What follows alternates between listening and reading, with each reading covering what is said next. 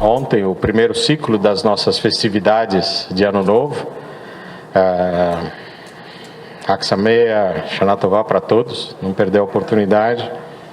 E hoje já é dia 3 de outubro, 24 para 25 do mês de Tishrei de 5.779. E estamos praticamente 3 dias de uma das mais interessantes, desafiantes e arriscadas eleições gerais brasileiras. Eu não tenho nenhuma lembrança de estarmos, como hoje, num momento tão relevante e sensível em algum momento no passado. Nenhum passado que eu tenha convivido.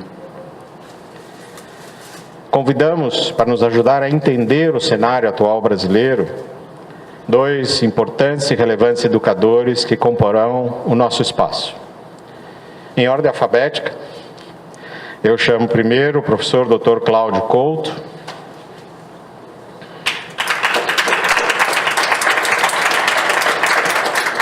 Dr. Cláudio Couto é coordenador do mestrado profissional em Gestão e Políticas Públicas da Fundação Getúlio Vargas.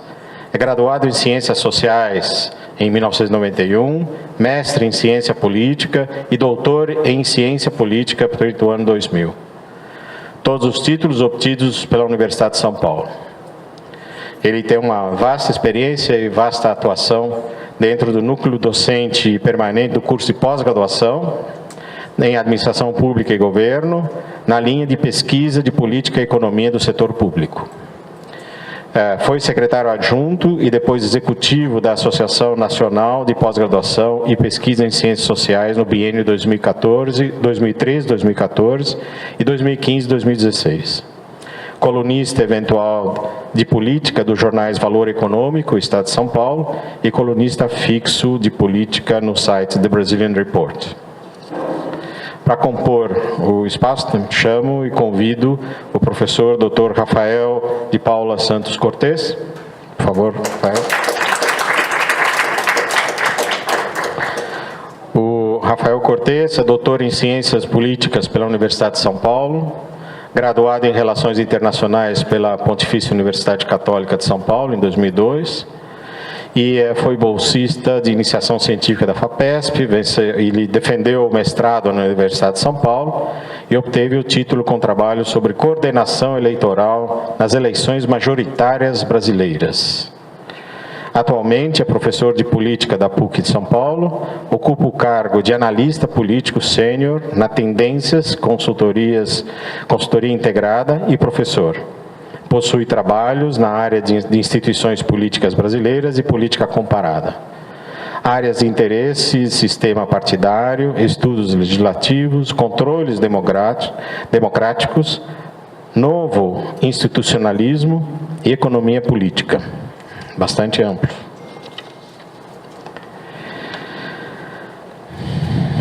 Nós preparamos algumas observações num diálogo de preparatório ao processo da noite de hoje. Antes de efetivamente dar o início, eu queria fazer uma observação de um artigo que saiu hoje no jornal Folha de São Paulo, que eu acho que nos ajuda a nos situar em relação a um tema. Hoje a Folha de São Paulo publicou uma notícia extremamente preocupante. Numa enquete efetuada com jovens e não jovens, brasileiros e brasileiras, obteve o seguinte resultado: 68% se dizem com raiva do Brasil. E quando se restringe a amostra para os jovens de 16 a 34 anos, esse índice vai a 74%. 88% se dizem inseguros em relação ao Brasil. Não estamos falando apenas de segurança física. 80% se dizem tristes em relação ao Brasil. E 78%, pasmem, para um país da nossa dimensão, desanimados com o Brasil. Como um país com este perfil de insatisfação pode superar a sua crise atual? É uma pergunta. Além desta recente constatação, nós também sugerimos aos nossos palestrantes que nos seus 20 minutos de fala de cada um, possam abordar, caso assim desejem, os seguintes aspectos. Por que a grande maioria dos brasileiros é assim? Por que ela é distante da política? Por que ela é inerte às circunstâncias onde acabamos chegando? Inclusive inerte em relação à corrupção e à complexidade do modelo político-judiciário em vigor. Como que ela poderia participar mais? As enquetes de intenção de votos, notadamente aos candidatos à presidência, indicam uma polarização muito marcante. Independente de quem ganhe, será possível um pacto nacional? Ele é necessário? Ou é possível governar sem ele? Se é possível, como? E o que a população e o Congresso podem impactar neste processo? Se todos os candidatos, tanto ao legislativo e ao executivo em vários níveis, observam o fato que educação, segurança e saúde são as principais prioridades da nação, por que é tão difícil encontrar uma solução? A sociedade civil poderia fazer algo de efetivo? Como e o quê? É possível evitar, com todo esse cenário, que o Brasil quebre? Quebre moralmente, economicamente e civicamente? Como?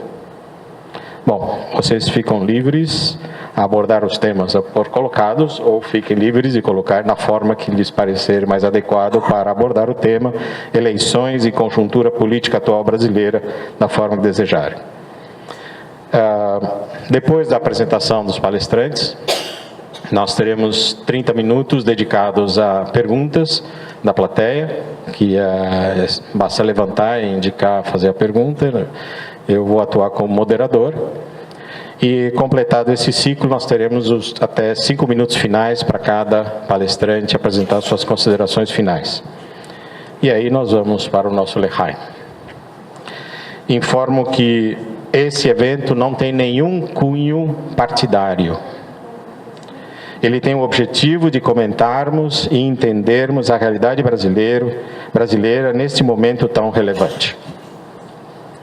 Então, para evitar escolher um ou outro, eu faço um pequeno sorteio aqui. Os dois nomes. Qual? A direita ou a esquerda?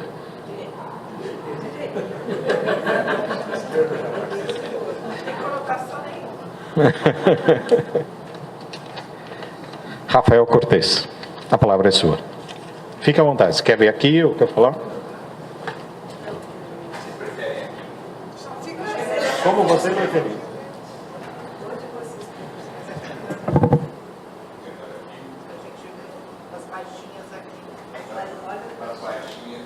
Venha para cá. Fique à vontade. Boa noite a todos. Queria agradecer o convite, agradecer a atenção de vocês, a presença. É muito bom estar aqui, porque é uma oportunidade da gente dividir um pouco até das nossas angústias, né, de quem trabalha no dia a dia com o processo político, num momento tão delicado, por diversos aspectos. A gente pode olhar para a economia, a gente pode olhar para a sociedade, para os valores, a gente pode olhar para os partidos.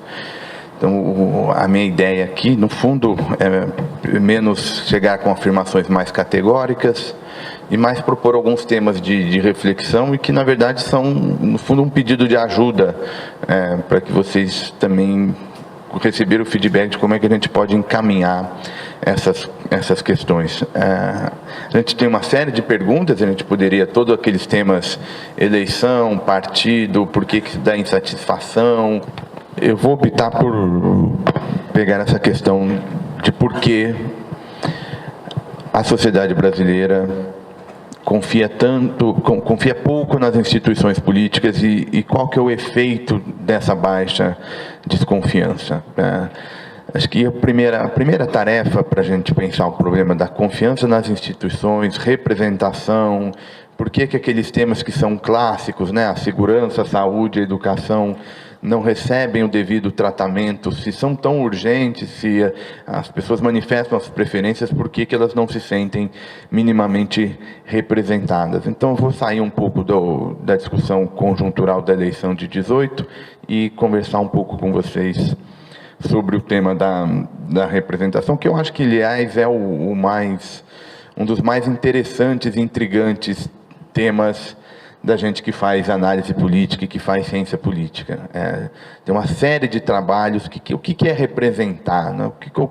Quando a gente se sente representado?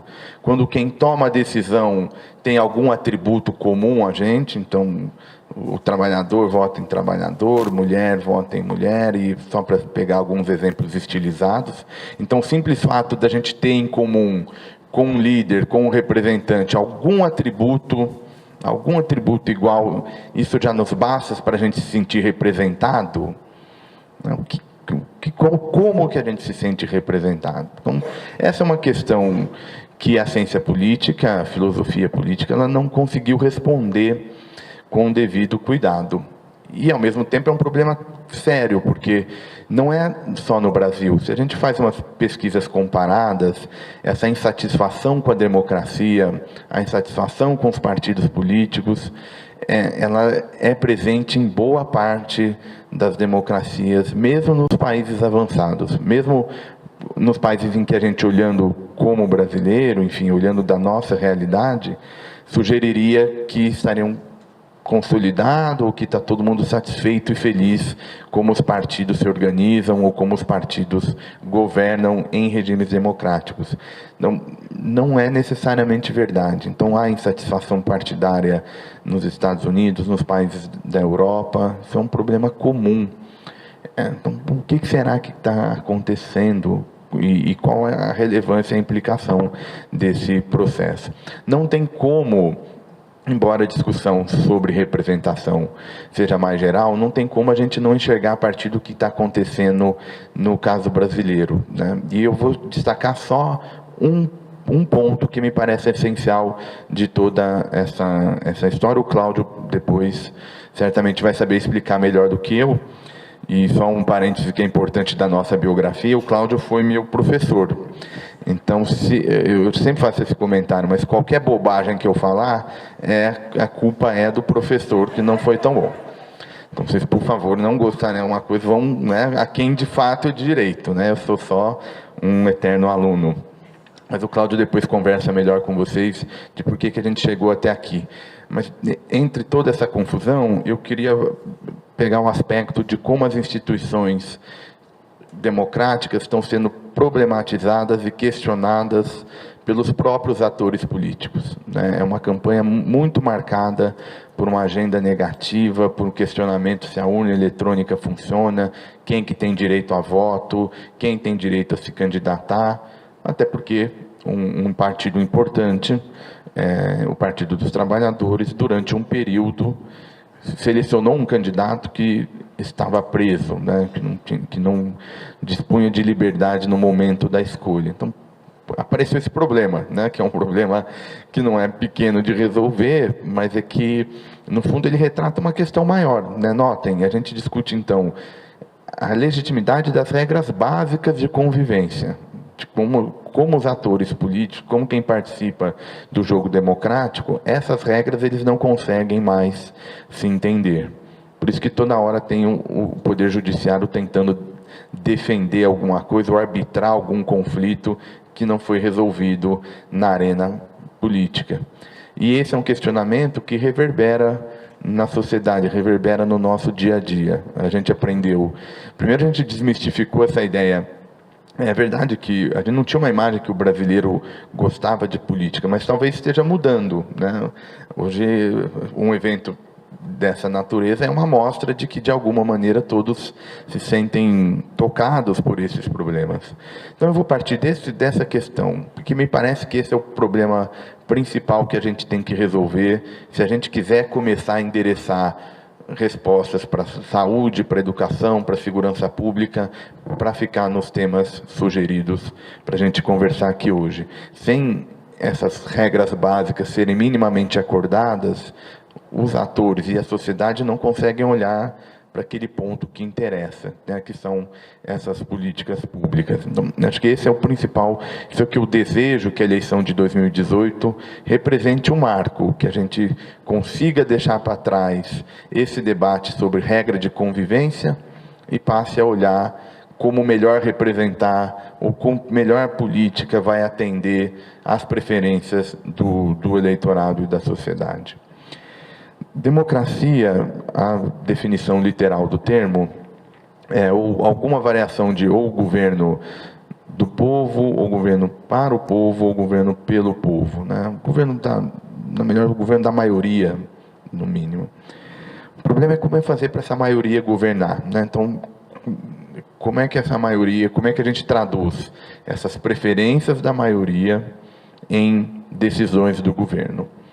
Tem pelo menos dois problemas principais. O primeiro é qual que é o bom indicador, como é que a gente mede onde essas preferências, né, de uma maioria, onde está, quem é a maioria, quem é formado, o que ela pensa. Tem um problema que eu já vou chegar a falar com vocês um pouco mais de cuidado. E depois é olhar para os decisores. O que acontece no executivo, no legislativo, que essa vontade da maioria é dispersa. E me parece que aí uma parte dessa insatisfação tem a ver com o problema de que a maioria é desorganizada.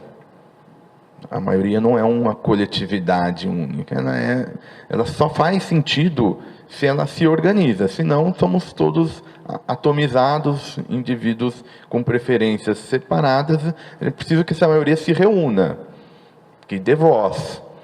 Senão essa voz da maioria ela não existe como um fato político. Quando essa maioria não consegue se manifestar, em tese a eleição é um grande momento, né? A eleição, a regra do jogo é o 50% mais um dos votos válidos, mas ainda assim não basta só o voto. Então não basta só a manifestação dessas preferências sociais de 4 em 4 anos. Porque, notem, o tanto de poder que a gente delega, que a sociedade delega, né, que o soberano, né, que é o povo, que é o soberano na democracia, delega para o tomador de decisão.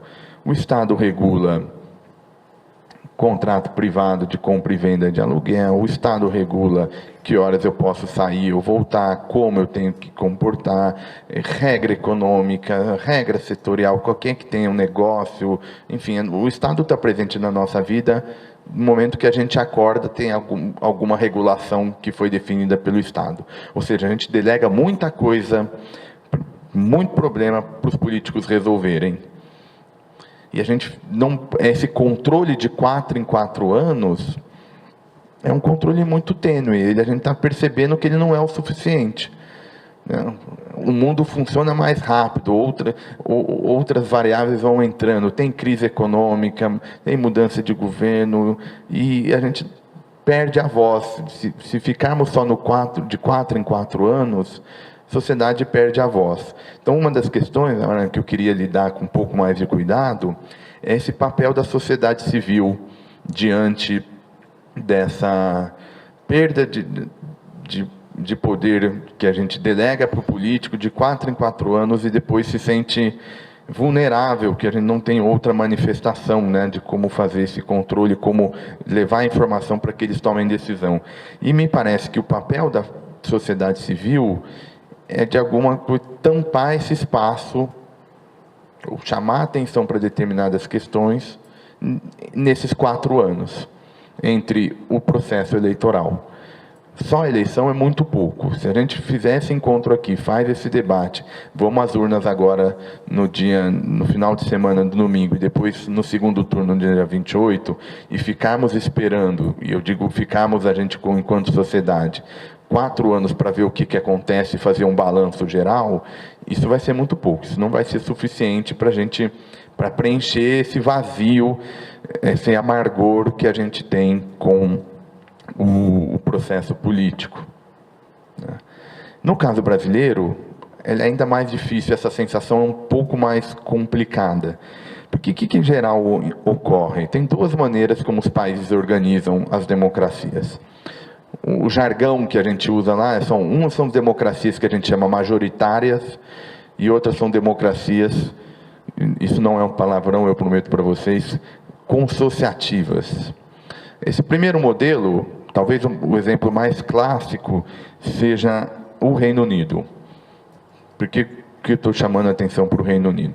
São poucos partidos, são 2 partidos importantes, o poder é concentrado no primeiro-ministro, e você identifica, portanto, quem que é governo, quem que é oposição. O segundo modelo, e o Brasil é ligado a esse segundo modelo, tem muito partido, tem executivo, legislativo, judiciário, tem nível estadual, tem nível federal, nível municipal. Ou seja, o poder está disperso. O poder está disperso. O PT e o PSDB, eles eram maiores até 2014 na eleição presidencial, mas muito provavelmente em alguma outra cidade, algum outro estado, a gente não conhece o PT e o PSDB. Quem governa qualquer outra legenda que não as duas. Então imaginem o esforço que a gente tem que exercer para entender o que está acontecendo. E o esforço por questões mais básicas. Quem que é governo, quem é oposição? Agora, em 2018, quem que está sendo avaliado pelo eleitor? O eleitorado está olhando para quem? Porque se a gente olhar para trás, começou um governo sob comando do PT, no segundo mandato da ex-presidente Dilma, com o apoio de uma ampla coalizão. Eu vou chamar a atenção só pelo fato do PMDB também estar junto nesse governo. Teve um impeachment, esses últimos anos se inverteu. O governo agora é do PMDB e a oposição é o PT. Ou seja, não é fácil identificar quem que é governo, quem que é oposição. Isso eu estou falando dos maiores, eu não vou nem pedir para vocês tentar identificar as outras legendas, se são governo, se são oposição. Tem PP, tem PTB, tem PSB, tem um monte de P's aí que acabam dificultando a nossa vida. Como é que então eu vou punir ou recompensar o desempenho no governo, se eu não sei quem que é governo, se eu não sei quem é oposição? Então, o que eu estou dizendo? Para que eu estou dizendo tudo isso? Notem que a gente começou com um problema. Nós, indivíduos, nós, sociedades, não se sentimos representados. A gente não sente que as políticas importantes elas são endereçadas. Então, o primeiro ponto vamos tentar identificar quem que foi o responsável pela implementação dessas políticas. Essa não é uma questão fácil no Brasil, sobretudo no Brasil de hoje, porque a gente não sabe mais nem quem é governo, nem quem é oposição. Imagine na cabeça do eleitor, ele vai olhar, mas por que nós chegamos até aqui? Por que nós temos crise econômica? Por que nós temos esse quadro de insegurança? Por que tem problemas crônicos na saúde? A culpa é do governador? A culpa é do presidente? A culpa é do Temer? A culpa é da Dilma? A culpa é... Eu até quero premiar, eu estou procurando o responsável, mas eu não encontro. E, dito isso, ou seja, a gente precisa superar essa angústia. Lembra, não é um específico do Brasil, não é uma jabuticaba brasileira, mas ele é particularmente grave no Brasil. E é grave no Brasil porque a economia depende da política. O que aconteceu no Brasil mais recente é que aquele modelo da Constituição de 88, que é a Carta Constitucional, o que é o pacto, para usar uma expressão que você colocou, um dos pactos que a gente consolidou foi lá em 88, e hoje nós estamos repensando se ele ainda é válido, por que não é, o que é bom, o que é ruim. O Cláudio lembrou que a Constituição celebra 30 anos agora em 2018. Então, essa é a última manifestação de um pacto de verdade que a sociedade brasileira desenvolveu. Esse modelo de 88, ele é um modelo bastante generoso em relação aos direitos, pelo menos na forma da letra, na forma do texto constitucional, Você vai lá na Constituição, está lá, todo indivíduo brasileiro tem direito ao acesso a uma série desses benefícios, incluindo a educação, a segurança pública e a saúde. Então não é um problema, está na Constituição. Tá, o pacto supostamente tentou endereçar esse problema. Esse mesmo pacto, 30 anos depois, ele foi emendado. O Cláudio me corrija se eu estiver errado, mas acho que são 100 emendas constitucionais. Então, 99, não é 6 de revisão. Então, em 30 anos, foram 105 mudanças no tal pacto que nos organizávamos. A gente está tentando nos governar e está sempre mexendo nessa Constituição.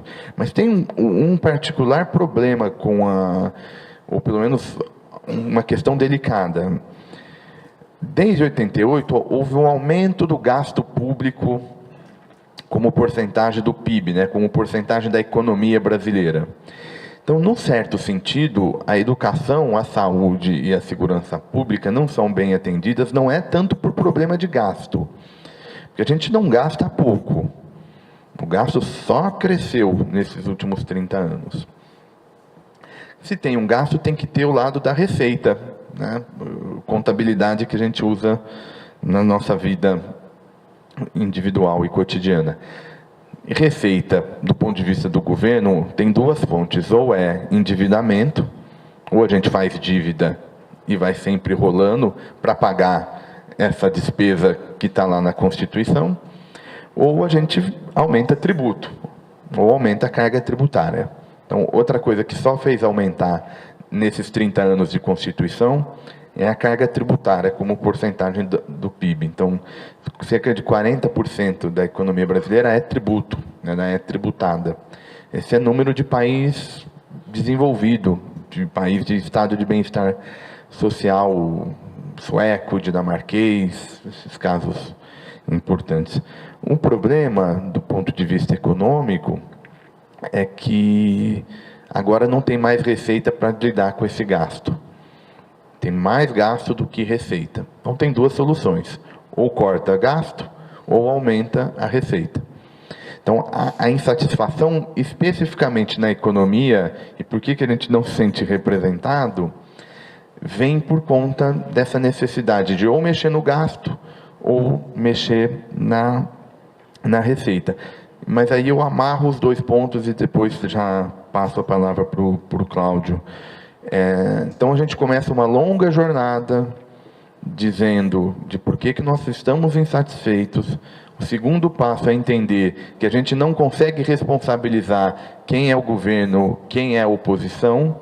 E esse terceiro passo que eu fiz com vocês é que, se ficar do jeito que está, a crise econômica vai piorar no próximo mandato, porque as contas não fecham mais.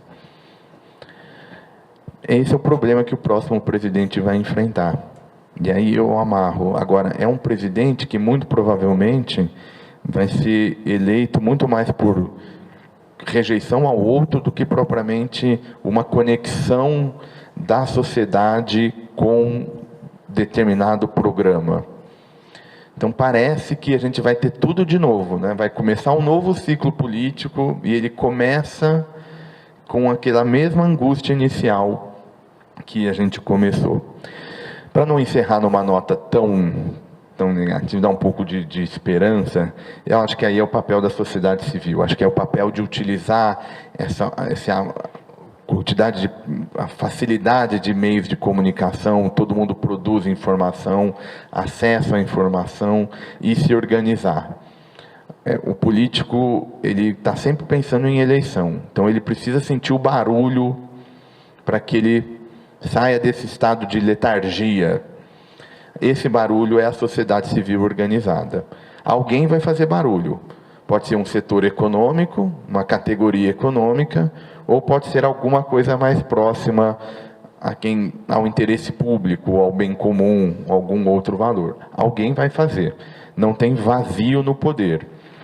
O político está tomando decisão olhando algum interesse. Acho que o papel da sociedade civil é tentar fazer com que esses interesses vão para áreas que estão mais associadas ao debate público, a questões públicas, ao aumento de bem-estar, enfim. Algo que nos tire um pouco desse estado complicado. Tá bom? Eu agradeço a atenção de vocês nessa passagem inicial e a gente conversa depois nas perguntas, eu fico aqui à disposição. Muito obrigado.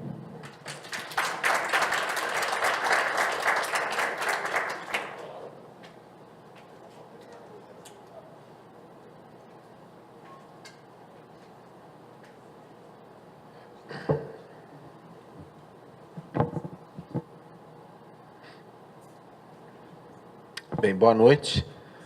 Quero agradecer o convite para estar presente aqui hoje, para poder fazer essa discussão. Peço que me ajude aí com a contagem do tempo, para eu não me exceder aqui. E eu vou tentar abordar os temas a partir um pouquinho das perguntas que foram encaminhadas, das questões que me foram encaminhadas, né? Acho que essa primeira, relativa, por que os brasileiros são assim, por que há esse distanciamento da política, o Rafael já mencionou aqui antes de mim, né, que talvez os brasileiros não sejam tão peculiares assim desse ponto de vista. Esse afastamento da política é, na verdade, um problema global e um problema presente nas mais diversas democracias do mundo, né? Há muito tempo, inclusive. Muito se fala de problema da falta de cultura cívica, do quanto a política é um assunto desagradável, árido. Não é só aqui que a gente tem experiência, particularmente como cientista político, essa é uma experiência muito... no começo você acha engraçado, depois você já espera que ela aconteça, né? Sempre que alguém chega e fala, o que você trabalha? Eu sou professor. Eu sempre tento dar essa resposta primeiro, porque imagino que vem menos pergunta depois. Fala, mas é professor do quê? Aí a pergunta que eu sempre tenho é, ciência política. Aí a pessoa olha para mim e aí tem perguntas, nossa, deve ser chato isso, né? Alguns falam, nossa, que diferente, né? Um outro tipo de pergunta. E tem gente que pergunta, e você é político? A gente tem que explicar também que não. Mas a política é um assunto tão estranho, né, para o cotidiano das pessoas, exceto talvez em período de eleição, que essa reação, até para alguém que a rigor estuda política, trabalha pesquisando isso, ela mostra um pouco isso. E não é realmente uma peculiaridade brasileira. Quando a gente pega pesquisas, por exemplo... quem tiver curiosidade, vale a pena depois dar uma busca no Google, nas pesquisas do GfK, que é um instituto europeu que faz pesquisas de opinião, e mostram ali o quanto as pessoas se interessam por diversos temas relacionados à política, mostra os valores dos cidadãos europeus, e a gente está falando aqui de democracias já consolidadas, é também muito baixo. Piora em alguns casos, sobretudo piora nos países latinos. Quando a gente vai para a Itália, vai para a Espanha, vai para Portugal, vai para o sul da Europa, do modo geral, piora, melhora nos países nórdicos, onde há um pouco mais vamos dizer, interesse nas questões políticas e também aparecem algumas outras coisas curiosas ali para quem tiver curiosidade de olhar esses dados. Só que nem tudo, vamos dizer, é simplesmente o Brasil igual a todo lugar. Nós vivemos uma crise hoje. Há uma crise de representatividade, há uma crise de identificação da população com o seu próprio sistema político. Essa pesquisa que a Folha traz hoje, acho que mostra isso claramente. Há uma outra pesquisa recente, muito alarmante, do Latino Barômetro, que é um instituto que faz pesquisas em países da América Latina sobre valores políticos e, particularmente, sobre as percepções que as pessoas têm sobre a democracia e sobre as instituições políticas, e que mostra que o Brasil é, de todos os países latino-americanos, aquele em que a democracia é menos valorizada, onde os índices da democracia são os mais baixos, de adesão a valores democráticos. Nós estamos numa situação pior que todos os demais. Se isso serve de alento, um dos países que está lá no topo do ranking é a Venezuela, que não tem exatamente algo que possa ser chamado de uma democracia, muito longe disso. Mas que talvez mostre que quando as pessoas perdem uma coisa, elas começam a valorizar. E quando elas ainda a têm, talvez vejam de forma negativa. Eu, particularmente, tendo a encarar o nosso índice um pouco em função disso. Mas não entendo que esse índice baixo seja uma boa notícia. Acho que também não é. Talvez o ideal fosse que nós tivéssemos uma democracia não apenas funcionando, e acho que a nossa, se a gente pensar nas questões básicas, ela funciona. Nós temos tido eleições periodicamente, as nossas eleições são eleições limpas, né, do ponto de vista da contagem de votos. Essa questão da urna eletrônica poder ser fraudada é uma imensa bobagem, não tem a menor base. Né? É claro que uma urna eletrônica pode ser fraudada, assim como a gente pode estar aqui e cair um avião em cima da nossa cabeça. Há riscos, né? Caiu um avião há um tempo atrás, ali em Congonhas, né? Foi decolar, caiu, pouco tempo depois um outro saiu da pista e entrou no prédio em frente.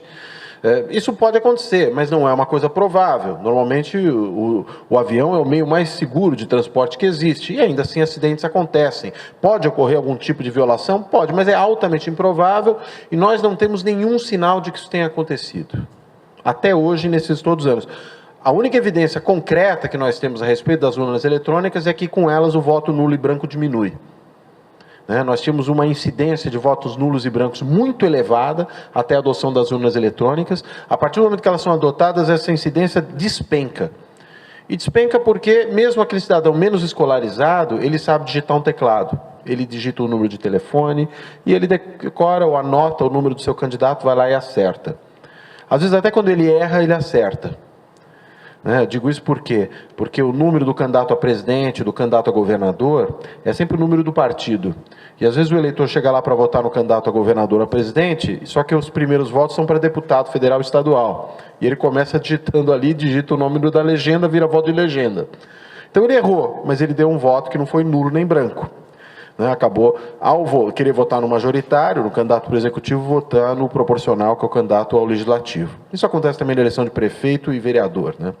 Mas, digamos, se a urna eletrônica é um trunfo, onde que está o problema? Por que as pessoas rejeitam tanto o sistema?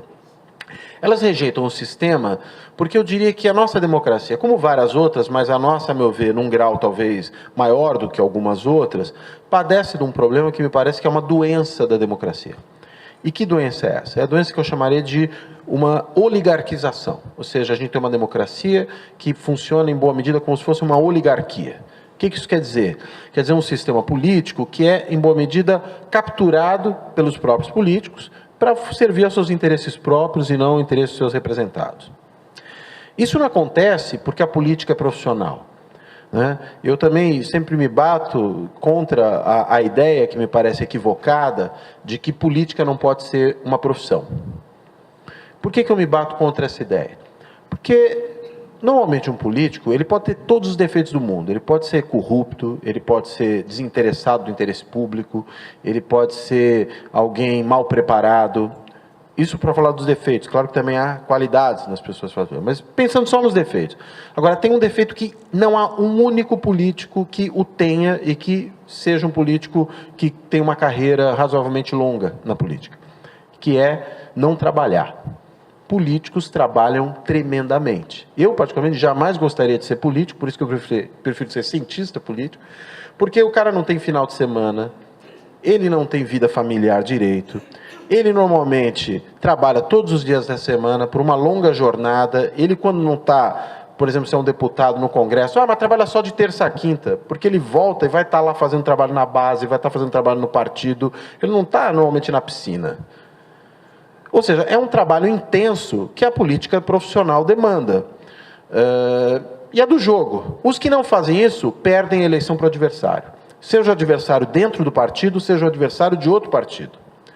E aí vira profissão, porque se você exerce isso o tempo inteiro, como você vai fazer isso de forma amadora?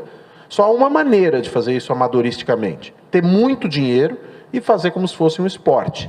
Então, assim, como quem tem uma fortuna e pode, por exemplo, ir velejar pelo mundo, ou jogar polo, ou praticar algum outro tipo de atividade lúdica, sem se preocupar que tem uma renda assegurada, ou doar o seu salário de político, assim como existe essa possibilidade para quem tem muito dinheiro, quem não tem vai ter que trabalhar e vai ter que ganhar aquele salário. Ao dizer isso, não justifico que os salários parlamentares sejam altos, ou dos políticos sejam altos, mas tem que ser um salário, porque senão só os ricos poderão exercer a atividade. É por isso que quando o direito de voto ele é estendido para a sociedade como um todo, ele deixa de ser um direito exclusivo, seja da aristocracia, seja das altas classes que tinham renda, porque era uma exigência até final do século XIX, começo do século XX, antes ainda do voto feminino. Quando o voto se universaliza, uma das primeiras coisas que vem junto com a universalização do voto é a remuneração do exercício dos cargos políticos, porque é o que possibilitava a pessoa que fosse assalariada e dependia de salário, parar de fazer o seu trabalho, exercer aquela tarefa sem morrer de fome. não é, desse ponto de vista, uma excrescência. A excrescência é o exagero. Também digo uma coisa em relação a essa questão, né? Raramente alguém vai achar que, para trabalhar na sua empresa, seria interessante contratar um amador. Eu quero um gerente amador para a minha empresa. Eu vou fazer uma cirurgia, acho que eu vou fazer com um médico amador. O meu time de futebol precisa contratar um outro jogador, eu vou contratar jogadores amadores para jogar no time da seleção, no time da primeira divisão. Ninguém faz isso. O mecânico, vou levar meu carro a um mecânico amador, ele está lá, ele faz isso de hobby. Não, vou levar meu carro num bom mecânico.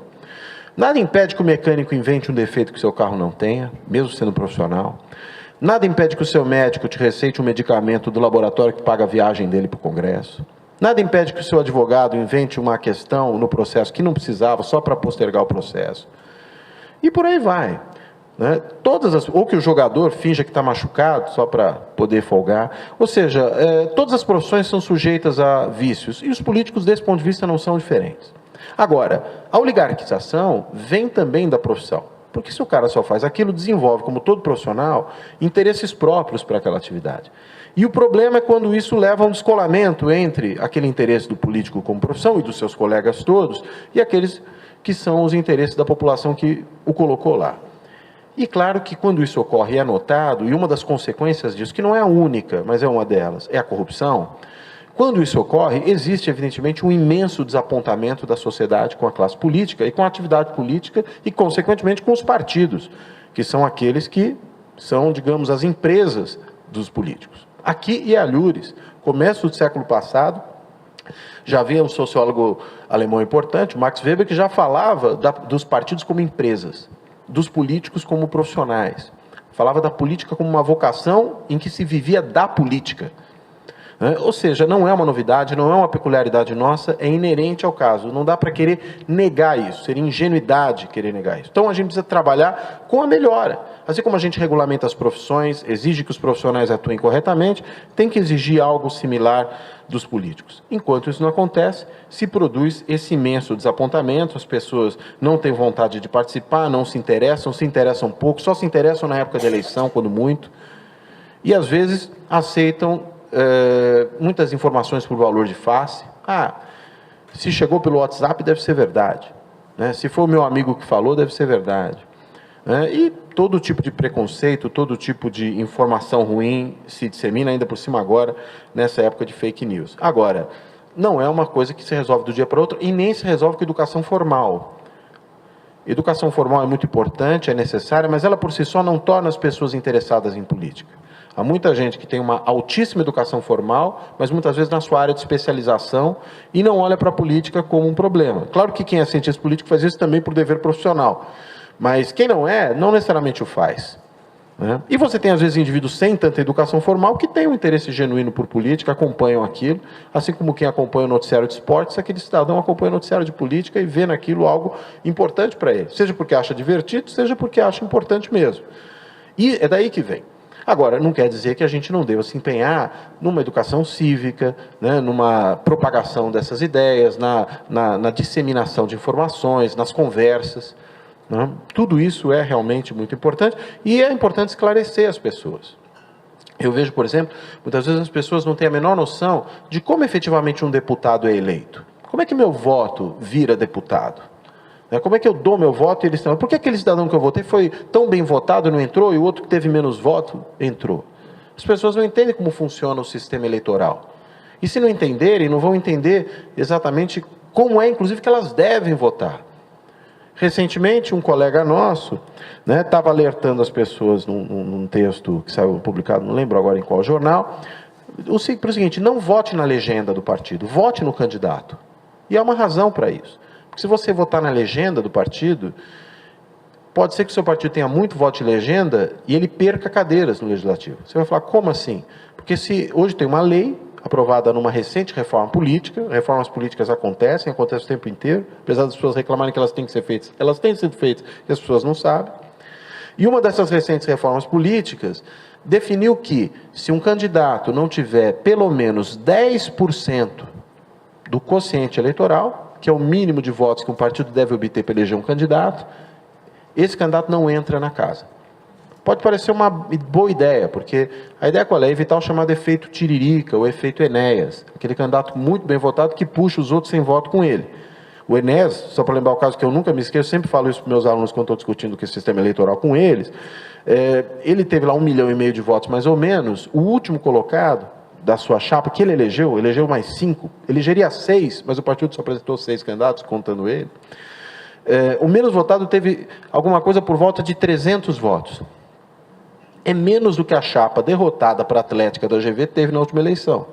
A chapa derrotada, imagina.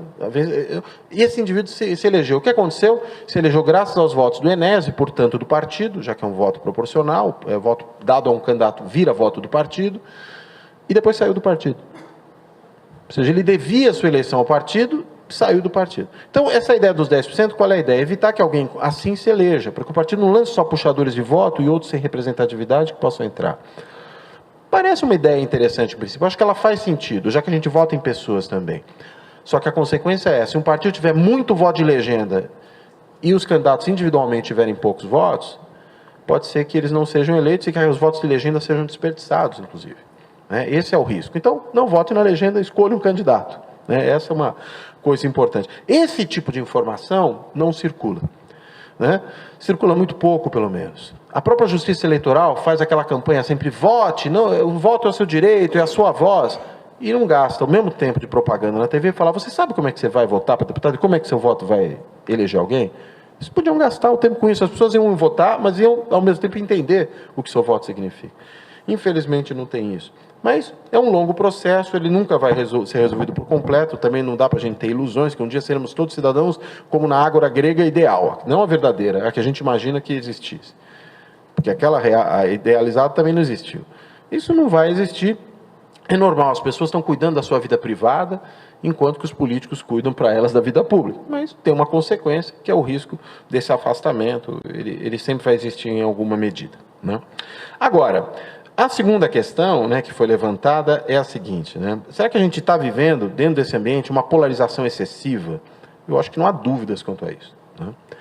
Vivemos uma polarização, a meu ver, muito excessiva, e eu entendo que ela vem de um processo crescente de radicalização construído no Brasil nos últimos anos. Que eu não acho que tem um único culpado. Eu acho que se a gente tentar encontrar um único culpado, não vamos, primeiro, compreender bem o processo. E segundo, talvez não vamos corrigir os erros que foram cometidos ao longo desse processo. Muitas vezes se fala, o culpado é o PT, porque o PT fez o discurso do nós contra eles. As elites desse país, nunca antes da história desse país, é verdade, o PT fez isso mesmo. Mas não acho que o PT sozinho é culpado disso. Entendo que fez isso, entendo até que até um certo ponto, esse discurso, que a gente poderia chamar de um discurso de polarização, ele é normal no regime político democrático. Todo mundo numa democracia fala, eu sou do lado de cá, aquele lá é meu opositor e meu adversário. Eu quero me diferenciar dele. Eu quero diferenciar que o meu governo é melhor que o dele.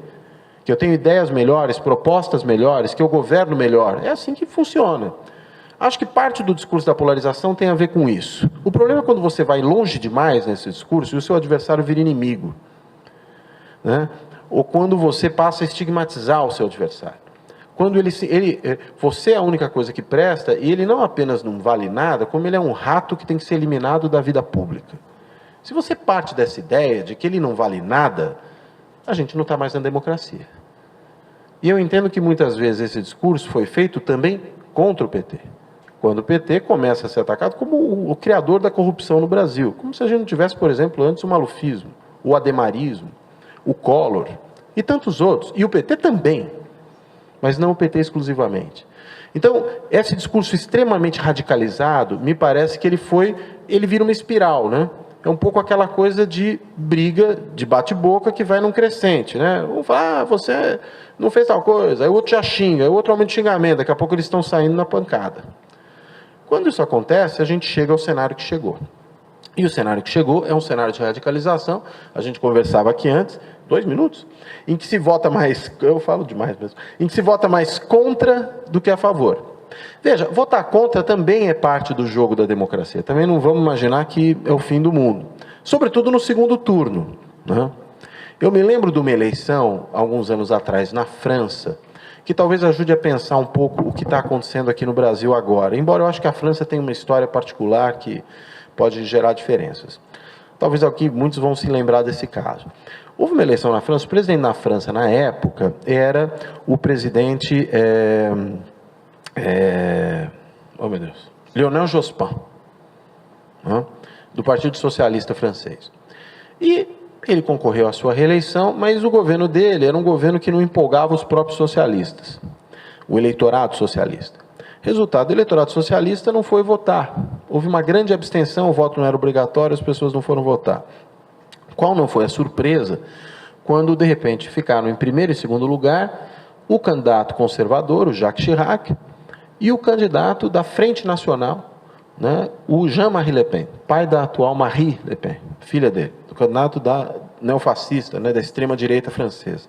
Isso foi assustador, muita gente na França ficou em pânico, e aí o que aconteceu? Houve um segundo turno, em que aí os socialistas que tinham ido para a praia, no primeiro, foram votar maciçamente no Jacques Chirac. O lema deles na eleição era o seguinte: contra o fascista, votemos no escroque. Né? Esse tipo de escolha, e o escroque ganhou, né? Digamos assim, o Jacques Chirac ganhou. Foi claramente um voto negativo, mas era um voto negativo que era perfeitamente racional para aqueles eleitores. Claro que alguém poderia dizer, mas a culpa foi vocês no primeiro turno terem ficado acomodados. De alguma forma eles não estavam tão preocupados se o Chirac ganhasse, ao ponto de que não se empolgaram em votar. Talvez também, para usar uma expressão futebolística, jogaram de salto alto, né? Acreditavam que era tão fácil ganhar aquela eleição que não era preciso comparecer em massa. O resultado foi aquele. Eu entendo que a gente pode, em alguma medida, caminhar para isso. E, finalmente, já que o meu tempo praticamente acabou, se é que já não acabou de fato, uma última palavra. Eu falei aqui da eleição para deputado, a gente pode, se vocês quiserem, voltar a isso depois, mas eu diria o seguinte: a gente fala tanto de eleição presidencial e só fala dela, e é natural que fale, não só porque ela é mais importante, mas também porque ela é uma eleição que está realmente muito polarizada, e aí tudo que é polarizado chama atenção, normal. Mas, e eu nem estou falando de eleição para governador, né? A eleição para governador sempre passa no Brasil um pouco desapercebida até a reta final. Tem a ver com o fato de que os estados no Brasil são entes da federação que tem muito pouca função, né? Quando a gente olha a Constituição, inclusive, vê isso, né? Tem muito pouca competência dos estados. Os municípios têm mais coisas a fazer do que os estados. Então fica lá a União, que cuida da nossa vida na macroeconomia, uma série de temas, o município que cuida da sua coisa mais cotidiana, e o estado fica ali num certo limbo, embora cuide da segurança, que é uma coisa primordial. Fora isso, é tudo menos visível. E como a eleição para governador é simultânea à eleição para presidente, a gente esquece dela. Mas eu diria que tem uma que passa mais desapercebida ainda, e é no certo sentido mais importante ainda, que é a eleição para o Congresso, né? O próximo presidente não vai governar se não conseguir negociar com o Congresso. De duas, uma. Ou de três, uma. Ou ele fica paralisado, ou ele fica paralisado e é derrubado pelo Congresso, como aconteceu no governo anterior, ou ele vai ter que ir para o enfrentamento com o Congresso, cujas consequências a gente não sabe quais são, e não são provavelmente positivas. Ou seja, o presidente, se for governar, tem que negociar com o Congresso. E tudo indica, se a gente considerar, é que está tudo tão diferente no país recentemente, senão a gente não teria uma eleição do jeito que está tendo para presidente, mas é uma coisa menos propensa a esses rumores. Tudo indica que o próximo Congresso Nacional terá uma composição bastante parecida com o atual. Não nos iludamos. Pode ser que você tenha aí alguma mudança, e sempre tem, de nomes. Às vezes a gente tem uma coisa próxima ali dos 50% da mudança de nomes, sobretudo na Câmara, Senado é um pouco menos. Nesse caso é um pouco mais agora, porque são 2 senadores e não um só, então muda mais. Mas na Câmara é mais ou menos 50% que muda, em média, um pouco mais, às vezes um pouco menos. Mesmo quando muda 50% dos nomes, não muda muito o perfil. Você troca gente parecida, certo perfil por gente similar, às vezes do mesmo partido, às vezes de outro partido, mas um partido muito parecido com aquele que saiu, até porque os partidos vão se, quase que por paridade, né, eles vão se separando, se multiplicando. E desse ponto de vista, o próximo presidente vai ter que negociar com o Congresso, se ele quiser aprovar a sua agenda, do mesmo jeito que negociaram os presidentes anteriores, os que negociaram, claro. E aí, quem que negociou, e não há grande diferença, apesar um pouco do folclore político. Fernando Henrique, antes dele, Sarney, Fernando Henrique, Sarney, Collor, Itamar, Fernando Henrique, Lula e Dilma até um certo momento, e depois Temer, todos negociaram com o Congresso basicamente da mesma lógica. Você me dá apoio, eu te dou cargos no governo. Essa é a mecânica. Em parte, esses cargos são parte do jogo de qualquer democracia. Um ministério, por exemplo. Se for a Suíça, é assim que funciona. Você está no governo, você ocupa um ministério. O problema no Brasil é que essa repartição de cargos desce, às vezes, até terceiro escalão, e nem sempre da melhor maneira possível e com os melhores propósitos. Mas é meio inescapável que essa negociação seja feita de alguma forma. Se o presidente não governar com o Congresso, os problemas que eu mencionei tendem a ocorrer. Na eleição passada, a Marina Silva, diante de uma pergunta feita por um jornalista num Roda Viva, como é que a senhora vai fazer para governar sem o PMDB? A resposta dela naquela entrevista foi à época: eu vou governar com os melhores do PT e os melhores do PSDB. Nem que ela pegasse os piores junto, daria o número que ela precisa. PT e todos os partidos em torno dele, à esquerda, chegavam na última eleição a 30% das cadeiras no máximo. 30%. O PSDB e os seus partidos próximos chegavam no máximo a 15%, 18% no Senado, um pouquinho mais. Juntos, eles não chegavam aos 50%, 40 e poucos. Os piores e os melhores, não só do PT e do PSDB, mas também dos partidos que a eles se juntam normalmente. E os dois normalmente não se juntam também entre eles. Onde que estava o segredo? O segredo estava no resto. O resto são os partidos que eu chamaria de partidos de adesão, aqueles que aderem a qualquer governo. PMDB, o Rafael mencionou, PMDB, PTB, PR, PSC, esses partidos todos, que não tem muita espinha dorsal. São que nem o Macunaíma, não tem muito caráter, assim.